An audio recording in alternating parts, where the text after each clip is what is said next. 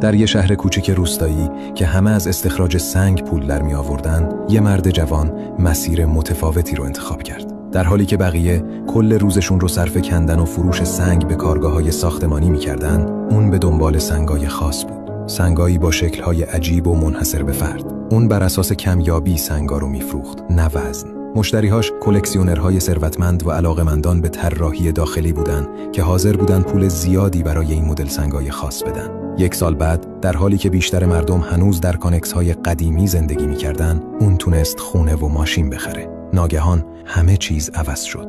دولت استخراج سنگو ممنوع کرد. به همین دلیل تپه‌های خاکی خیلی زود جای خودشونو به باغ‌های گلابی دادن. گلابی‌های اون منطقه به خاطر شیرینی و عطر خاصشون شهرت پیدا کردن و خریدارا از همه جا هجوم آوردن. اما درست زمانی که شهر تازه به منبع درآمد جدیدش عادت کرده بود، مردم با ناباوری دیدن که اون مرد درختان گلابیش رو قطع کرد. همسایه‌ها با تعجب نگاه می‌کردن و دیدن که مرد به جای گلابی راتان کاشت. از راتان برای ساخت سبد استفاده میشه و اون شروع به ساخت سبد کرد. اما چرا؟ چون روی میوه تمرکز نکرده بود، روی مشکل تمرکز کرده بود.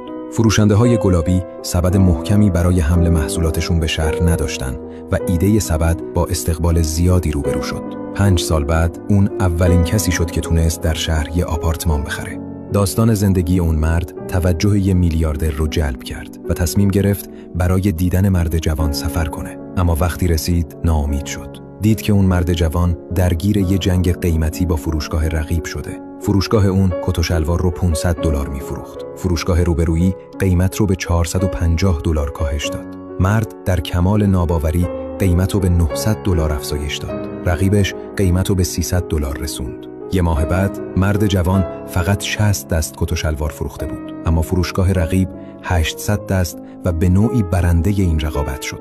میلیاردر ناامید شد و خیال کرد فریب خورده، اما درست وقتی خواست بره چیزی شنید که میخکوبش کرد. هر دو فروشگاه متعلق به همون مرد جوان بودن. این یه جنگ قیمتی نبود، یه تله بی‌نقص بود. یه فروشگاه ارزش خودشو حفظ می‌کرد و یه تصویر لوکس می‌ساخت. فروشگاه دیگه همه مشتری‌هایی که دنبال تخفیف بودن رو جذب می‌کرد.